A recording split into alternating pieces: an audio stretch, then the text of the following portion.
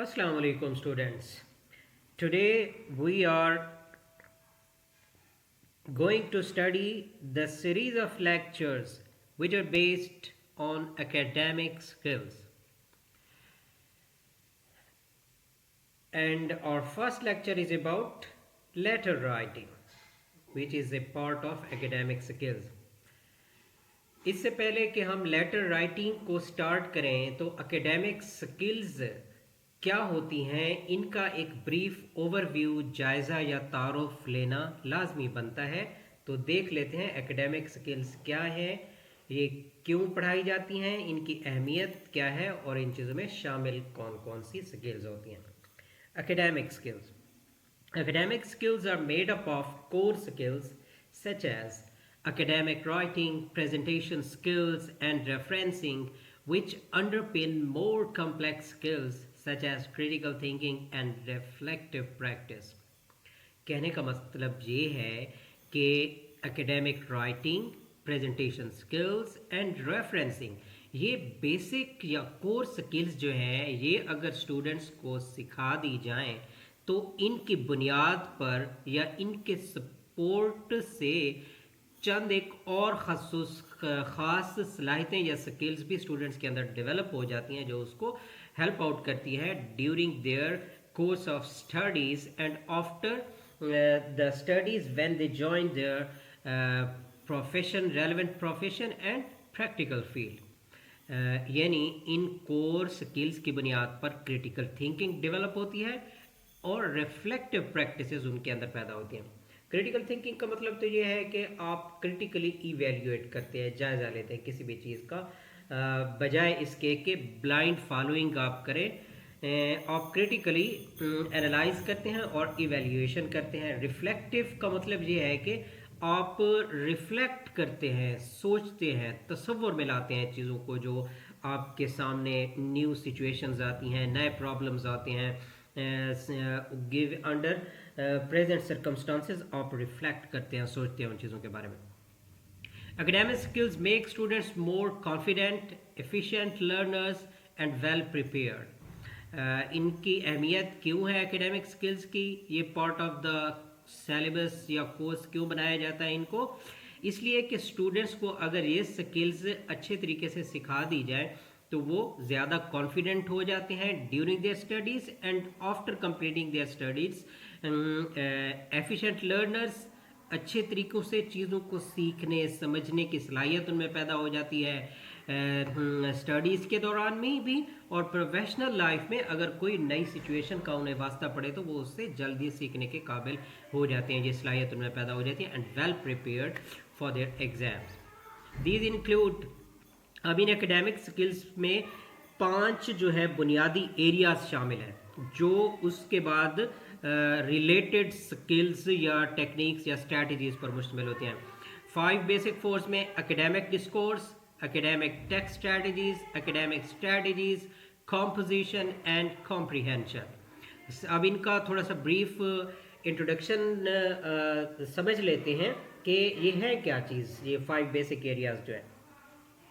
Academic discourse ये area includes करता है combination of the skills for communicating effectively in debates, discussions and presentations. जैसा कि आपको मालूम है, आप लोग जानते हैं कि एक स्टूडेंट को उसकी स्टडीज़ के दौरान में डिबेट्स करनी पड़ जाती हैं, मुख्तलिफ डिस्कशंस में उसको टेक पार्ट करना पड़ता है और उसके बाद प्रेजेंटेशंस भी उसको देनी पड़ती हैं। तो ये एकेडमिक डिस्कोर्स इन बेसिक स्किल्स पर मौजूद है जो इन चीज़ों में हेल्प आउट करती हैं। And after their studies during the professional life all these needs are necessary, that is presentation वहाँ भी देना पड़ती हैं, डिस्कशंस में भी हिस्सा लेना पड़ता है, तो ये एरिया इस चीज़ को कवर करता है। उसके बाद है एकेडमिक टेक्स्ट स्ट्रैटेजीज। ये एरिया किस चीज़ में कवर करता है, मुश्तमिल है किस चीज़ पर? Skills for analysing academic text in greater detail. Academic text ऐसी सलाहियतें हैं जो एकेडमिक टेक्स्ट जो है specially for the students, this area belongs to the students, क्योंकि एकेडमिक टेक्स्ट उन्हीं को ही पढ़ने पड़ते हैं तो उनको एनालाइज किस तरीके से करना है डिटेल के साथ। Further area is academic strategies. Academic strategies, it includes the skills for understanding and responding critically to lectures. ये भी बेसिकली किस चीज़ पर से बिलोंग करता है, स्टूडेंट्स यानी स्टूडेंट लाइफ के साथ बिलोंग करता है, जिसमें आपको इस काबिल बनाया जाता है कि जो लेक्चर्स आपके हो रहे होते हैं आपने उसको रिस्पॉन्ड कैसे करना है और अंडरस्टैंड कैसे करना है। अंडरस्टैंड यानी उसकी समझ कैसे हासिल करनी है, और रिस्पॉन्ड जो आपने करना है वो क्रिटिकल वे में कैसे करना है, चीज़ों को समझने के लिए, बेटर अंडरस्टैंडिंग के लिए। और ये स्किल आपको after academic period professional life में भी हेल्प आउट कर सकती है। फर्दर जो है fourth area composition, skills for effective academic writing. इसमें एकेडमिक राइटिंग की स्किल्स आपको सिखाई जाती हैं। अब ड्यूरिंग स्टडीज एकेडमिक्स राइटिंग कौन सी होती हैं, स्टोरी राइटिंग हो गया, एसे राइटिंग हो गया, पैराग्राफ राइटिंग हो गया, लेटर राइटिंग हो गई, तो रिपोर्ट राइटिंग, रिसर्च थीसिस की राइटिंग हो गई। तो ये सारी एकेडमिक राइटिंग्स होती हैं। और लेकिन इनसे रिलेटेड कुछ चीज़ें जो है प्रोफेशनल और प्रैक्टिकल लाइफ में भी आपको लिखनी होती है, जैसे ऑफिशियल लेटर किस तरीके से लिखा जाता है, मेमो राइटिंग कैसे, मेमोरेंडम कैसे लिखा जाता है, मिनट्स ऑफ द मीटिंग कैसे लेने होते हैं। और उसके बाद जो है आपको वहाँ जाकर जो रिसर्च रिपोर्ट्स और थीसिस वो किस तरीके से कंपाइल करने पड़ते हैं और डेवलप करने पड़ते हैं। तो ये सारा कंपोजिशन में इसी तरह की चीज़ें आ जाती हैं। Comprehension, the area of comprehension includes skills for understanding academic texts and lectures. Basically students की अगर बात की जाए तो उनकी एकेडमिक लाइफ में उनको एकेडमिक टेक्स्ट को अंडरस्टैंड करना होता है, और लेक्चर्स जो उनको डिलीवर किए जा रहे होते हैं वो उन्होंने अंडरस्टैंड करने होते हैं। तो ये एरिया इन चीज़ को कवर करता है। कलेक्टिवली इन सब चीज़ों को एकेडमिक स्किल्स कहा जाता है। इनकी फर्दर डिटेल में अगर चले जाएँ तो इसमें टाइम मैनेजमेंट भी आ जाती है कि स्टूडेंट्स ने टाइम मैनेज कैसे करना है during studies and during exams. Searching for information, अपनी चीज़ों को तैयार करने के लिए इंफॉर्मेशन गैदर कैसे करनी है, कलेक्ट कैसे करनी है, इंफॉर्मेशन हंट कैसे करनी है। रेफरेंसिंग, मुख्तलिफ अपनी रिपोर्ट को, रिसर्च थीसिस को, इंफॉर्मेशन को कलेक्ट करते हुए जब कंपाइल उनको करने का मरहला आता है तो डिफरेंट रेफरेंस से उनको कनेक्ट कैसे करना होता है या रेफरेंस से इंफॉर्मेशन निकालनी कैसे होती है। Revision and exams, online learning. Online learning में हम अपने सिलेबस में जाकर पढ़ेंगे यूज़ ऑफ लाइब्रेरी और यूज़ ऑफ इंटरनेट वगैरह। नोट मेकिंग और नोट टेकिंग, नोट मेकिंग का ताल्लुक तो स्टूडेंट्स की अपनी प्रिपरेशन से है, जो वो स्टडी की प्रिपरेशन करते हैं, और नोट टेकिंग का ताल्लुक जो है वो भी स्टडी से भी आता है कि कोई अगर आपको क्लासरूम में लेक्चर डिलीवर किया जा रहा है तो आपने उनके इंपॉर्टेंट पॉइंट्स के नोट्स कैसे टेक आउट करने हैं, लेने हैं। और ये प्रोफेशनल और प्रैक्टिकल लाइफ से अगर ताल्लुक लिया जाए तो फॉर एग्जांपल आप किसी मीटिंग का हिस्सा हैं, डिस्कशन में बैठे हैं, तो वहाँ आपने अगर इंपॉर्टेंट पॉइंट्स को नोट्स करना है तो ये एक स्किल होती है नोट टेकिंग की, वो भी आपको लेनी पड़ती है। उसके बाद क्रिटिकल थिंकिंग, एकेडमिक राइटिंग। तो यहाँ तक स्टूडेंट्स हमारा ये ब्रीफ ओवरव्यू और तारुफ हो गया एकेडमिक स्किल्स का। अब हम चलते हैं अपने फर्स्ट लेक्चर की तरफ जो कि एकेडमिक स्किल्स में हमने पढ़ना है, which is about letter writing. सबसे पहले इंट्रोडक्शन ले लेते हैं कि what is letter writing. What is letter writing. अब लेटर, यहाँ दो तरह के लेटर होते हैं, आपने इसको कंफ्यूज नहीं करना। एक लेटर होता है इनफॉर्मल लेटर, एक होता है formal letter. Informal letter basically वो होता है जिसमें आपको कम्युनिकेट करना होता है towards your family, towards your friends, towards your relatives etcetera. तो उसमें जो है आप वो बेसिक पैटर्न आप matriculation, during matriculation, middle classes and intermediate classes आप लोग उससे पढ़ चुके हैं। उसका फॉर्मेट क्या होता है, स्टार्ट ऑफ द पेज में राइट या लेफ्ट साइड पर आपको हेडिंग डालनी होती है, और उसके बाद सैल्यूटेशन जिसको आप मुखातिब करके लिखना चाह रहे हैं अपना लेटर वो, और उसके बाद बॉडी ऑफ द लेटर होता है जो मुद्दा आपने बयान करना है, जो कुछ आपने कम्युनिकेट करना है, और एंड में जो है आपने अपना नाम और एड्रेस वगैरह और सिग्नेचर वगैरह डालने होते हैं। तो ये हो गया इनफॉर्मल लेटर राइटिंग। लेकिन यहाँ जो एकेडमिक स्किल्स में हमारे सिलेबस में जो चीज़ शामिल है वो फॉर्मल लेटर्स हैं। फॉर्मल लेटर्स बेसिकली ऑर्गेनाइजेशंस में, कंपनीज में, फर्म्स में और गवर्नमेंट के ऑफिसेज में या प्राइवेट ऑफिसेज में इस्तेमाल होते हैं और उनको ऑफिशियल लेटर्स कहा जाता है। तो इसमें फैमिली, फ्रेंड्स और रिलेटिव्स की तरह से आपको अपनी इमोशंस या फीलिंग्स या उस तरह के हालात तो बयान करने नहीं होते हाल अहवाल की सूरत में, सिर्फ जो मकसद उस वक्त ज़ेर बहस होता है उसी को कवर करना होता है। तो यहाँ थोड़ा सा फॉर्मेट उसका चेंज हो जाता है। सबसे पहले देख लेते हैं इसमें क्या है। It is a form of written communication contains a long message. Letter क्या चीज़ है? ये कम्युनिकेशन की रिटन फॉर्म है जिसमें एक तवील मैसेज हम कन्वे कर रहे होते हैं। It starts with salutation and ends with complimentary close bearing signature. Basic या कॉमन स्ट्रक्चर लेटर का क्या होता है? इसको हम स्टार्टिंग पॉइंट हमारा सैल्यूटेशन से होता है। सैल्यूटेशन का मतलब होता है हम मुखातिब किसको कर रहे हैं, हमारा जो ऑफिसर होगा उसका नाम वगैरह हम लिखेंगे, डियर सर या डियर मैडम वगैरह। और इसका इख्तिताम हम क्या किस तरीके से करते हैं? कॉम्प्लीमेंट्स के साथ, सलाम आदाब के साथ, और अपने सिग्नेचर भी साथ में लगाते हैं कि ये किसकी तरफ से लिखा गया है। It establishes relationship between sender and receiver. That is very important. Purpose of letter writing is what? It establishes relationship. ये ताल्लुक कायम करता है किसकी तरफ से? सेंडर और रिसीवर की तरफ से। और ये रिलेशनशिप ही दरअसल इम्पोर्टेंस रखता है किसी भी कम्युनिकेशन के दौरान में। लेटर इज प्रिंटेड, टाइप्ड और written on letter head paper. अब लेटर की डिफरेंट काइंड्स हैं। प्रिंटेड फॉर्म में भी लेटर होते हैं, टाइप भी किए जाते हैं और लिखे भी जाते हैं खुद से। तो लेटर हेड पेपर वगैरह पर ये उसकी डिफरेंट काइंड्स या फॉर्म्स हैं जिस तरीके से इनको हम लिखते होते हैं। फीचर्स ऑफ लेटर, लेटर की खसूसियात क्या होनी चाहिए, यानी किन चीज़ों, किन बातों को या अहम निकात को मद्देनज़र रखना चाहिए लेटर लिखते वक्त। Letters are lengthy. लेटर्स जो है वो तवील होते हैं क्योंकि हमने इसे इसके अंदर अपना मैसेज जो है वो फुली कन्वे करना होता है। Its message doesn't aim to target large number of people. अच्छा, लेटर जो होता है वो लार्ज नंबर ऑफ पीपल को टारगेट नहीं कर रहा होता, यानी ये सिर्फ दो बंदों के दरमियान ही राब्ता कायम करता है, सेंडर और receiver only. Use of letters is external in nature.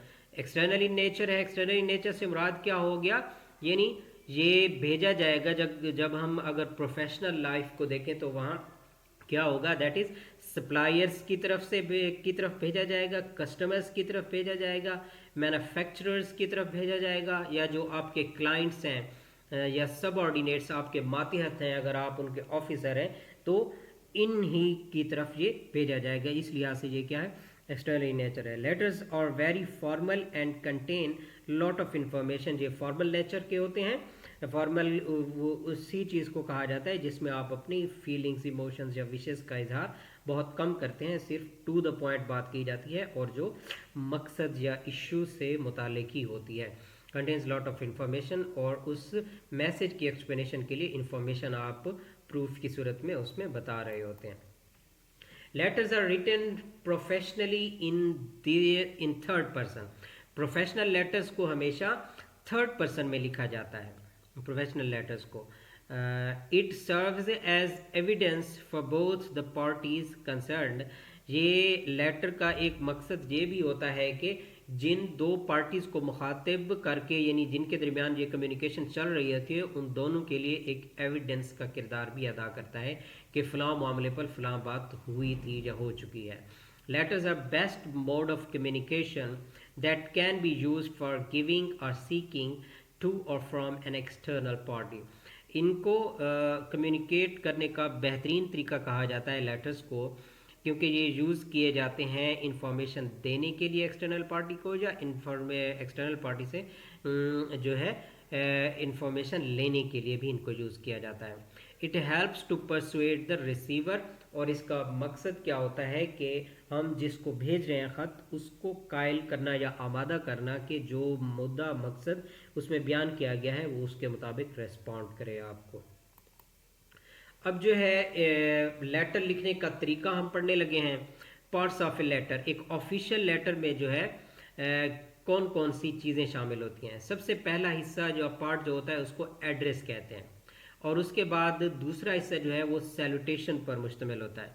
Salutation के बाद हमें सब्जेक्ट ऑफ द लेटर लिखना होता है कि किस मकसद के लिए लेटर लिखा जा रहा है, और उसके बाद बॉडी ऑफ द लेटर होती है, और उसके बाद क्लोजिंग करके हम नीचे अपना सिग्नेचर भी डालते हैं। ये पार्ट्स ऑफ द लेटर हैं जो ऑफिशियली लिखे जाते हैं। अब एड्रेस पार्ट में हमें क्या लिखना होता है, it includes two parts, sender and recipient, यानी एड्रेस में दोनों एड्रेस लिखे जाते हैं। सेंडर का सबसे पहले सेंडर का लिखा जाएगा कि भेजने वाला जो है वो कौन है, उसका नाम, उसका ओहदा, स्केल और उसका डिपार्टमेंट किस इदारे से वो ताल्लुक़ रखता है, तो वो सारी चीज़ें अपनी खुद बयान करेगा। उसके नीचे जो है रेसिपिएंट जो वसूल करने वाला है उस लेटर को, उसका नाम, ओहदा, इदारे का नाम वगैरह सारी चीज़ें लिखी जाती हैं। उसके बाद हमें सैल्यूटेशन लिखी जाती है, डियर सर या मैडम, टिपिकल वर्ड्स होते हैं। उसके बाद सब्जेक्ट, जिस मकसद के लिए लेटर लिखा जा रहा है वो हमें यहाँ लिखना होता है, पर्पस। उसके बाद बॉडी ऑफ द लेटर, इसमें हम डिटेल मैसेज कन्वे करते हैं जो हमारा मकसद होता है लिखने का। क्लोजिंग करते हैं, क्लोजिंग में हमें क्या करना होता है, दोबारा से नेम और उसका ओहदा जो है भेजने वाले का वो साथ में लिखा जाता है, और सिग्नेचर भी साथ में, स्टैंप और सिग्नेचर भी लगाए जाते हैं, क्योंकि ये ऑफिसेस की कार्रवाई होती है, ऑफिशियल लेटर्स होते हैं। अब यहाँ देखा जाए फ़र्क, तो इनफॉर्मल लेटर्स में ना हमें स्टैंप की ज़रूरत होती है, ना सिग्नेचर की ज़रूरत होती है, और ना ही सब्जेक्ट लिखने की ज़रूरत होती है, और ना ही जिसको हम भेज रहे हैं उसका पता लिखने की ज़रूरत होती है, या दोनों की ज़रूरत होती है। यानी ये पैटर्न वहाँ हम फॉलो हूबहू नहीं कर रहे होते, इसलिए ऑफिशियल लेटर्स यानी फॉर्मल लेटर्स और इनफॉर्मल लेटर्स में डिफरेंस होता है। अब एक सैंपल भी देख लेते हैं कि एग्जैक्ट सैंपल क्या होगा लेटर लिखने का। अब एक ऑफिशियल लेटर या फॉर्मल लेटर का क्या होगा सैंपल। सबसे पहले हम राइट पेज के ऊपर स्टार्ट ऑफ द पेज में राइट साइड पर, या इसको लेफ्ट साइड पर भी आप लेकर आ सकते हैं, name of the sender, address of the sender and date from which that is issued, और डेट के साथ बाज़ औक़ात वो नंबर भी लगाया जाता है जिसको आप डायरी नंबर भी कहते हैं, क्योंकि ऑफिस में हर कार्रवाई जो होती है उसका एक रिकॉर्ड रखना पड़ता है। तो यहाँ सेंडर जो है अपने नेम और एड्रेस के साथ डेट और डायरी नंबर भी लगाता है, और उसको मुताल्लिका रजिस्टर में दर्ज भी करता है ताकि रिकॉर्ड के तौर पर मौजूद रहे और बाद में काम आ सके। उसके बाद बिल्कुल नीचे ही, सेंडर के एड्रेस के नीचे ही रिसीवर का, रेसिपिएंट का एड्रेस भी साथ में यहाँ पर लिख दिया जाता है। टू से स्टार्ट करेंगे क्योंकि जिसकी तरफ हम भेजना चाह रहे हैं, जो हमारा रेसिपिएंट है, नेम ऑफ द रेसिपिएंट होगा, डिज़ाइनेशन उसका ओहदा होगा कि वो किस नेम ऑफ द कंपनी से मुराद वो डिपार्टमेंट जिस इदारे से ताल्लुक़ रखता है, और उसका एड्रेस वगैरह, जगह का नाम के जिस डिस्ट्रिक्ट का वो ऑफिसर है या जिस तहसील का या जिस महकमे का ऑफिसर है, वो सारी चीज़ें लिख देंगे। ये दोनों पार्ट्स हमारे जब हो जाते हैं, अब आ जाते हैं सैल्यूटेशन पर। ये मैंने इसको दरमियान में लिख दिया है, दरमियान में लिखते नहीं होते, स्टेप्स को सेपरेट करने की खातिर मैं इसको दरमियान में ले आया। आप भी इसको लेफ़्ट कॉर्नर से जहाँ पेज स्टार्ट हो रहा है वहीं लिखेंगे।